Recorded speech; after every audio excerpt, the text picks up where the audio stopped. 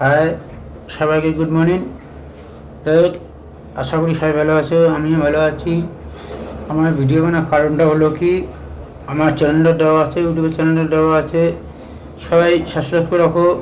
আমি ভিডিও বানাবো না শুধু, কিন্তু আমি নতুন নতুন মুভি, বলিউড মুভি বা আমাদের বেঙ্গলি মুভি, যেটা মুভি যার দরকার হবে সেটা আমার কমেন্টে জানাবেন। আমি কমেন্টে গিয়ে দেখবো কার মুভি, কোনটা মুভি দরকার, সব মুভি ইউটিউবে পাবে, ঠিক আছে।